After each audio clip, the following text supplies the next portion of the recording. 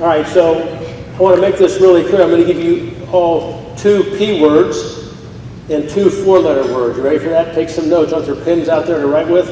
All right, so here we go. We all have an opportunity as to how we invest our money. And on this side, we have the idea of investing in prosperity, which is stocks, bonds, real estate, and things like that. On this side is another P word called posterity. Posterity are the generations that come after us. We just saw Brian articulate eloquently the fact that we get a chance to impact this next generation, go from being alone to known. So as we sit here tonight, in a little bit, you get an opportunity to decide how are you going to invest. And most of us, you know, unfortunately, we just keep going down this prosperity route and just keep building up the pile versus how can we invest in posterity, the generation that come after us. So those are the 2 P words. Yeah, posterity is not your rear end, okay? Posterity, the generation that come after you. So let me give you the 2 4-letter words that go with both of these, okay? If I invest in posterity, I invest in the generation that come after me, I'm doing a wise thing. 1 Timothy 6, 17 and 19 says, instruct those who are rich in this present world not to be conceited or fix their hope in the uncertainty of riches, but in God who richly supplies us with all things to enjoy. Instruct them to do good, to be rich in good works, to be generous, ready to share, storing up for themselves a solid foundation for the future.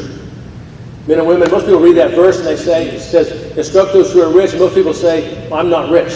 The other guy's rich. The definition of rich is if you have more than you need. Everybody in this room has more than they need. So this challenge in 1 Timothy 6 is for all of us. He says, instruct those who are rich to be generous. And I would say the 4-letter word that goes with that is you're wise when you do that. On the other hand, if you're over here, you might be like the farmer in Luke 12. The farmer in Luke 12, when his crops did well and his herds did well, he just built bigger barns.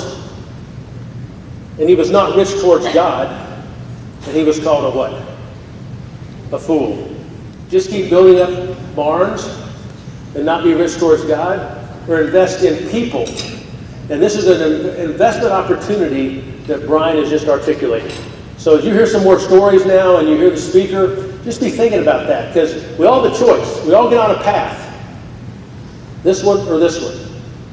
My encouragement to you is get on the path of wisdom, not the path of being foolish.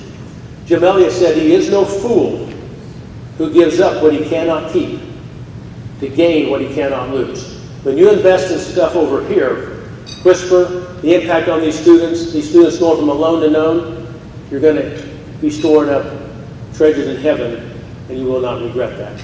So Brian, thanks for giving us an investment opportunity. And that is what it is. It's an investment opportunity. So I'll be back in a few minutes. So thank you very much.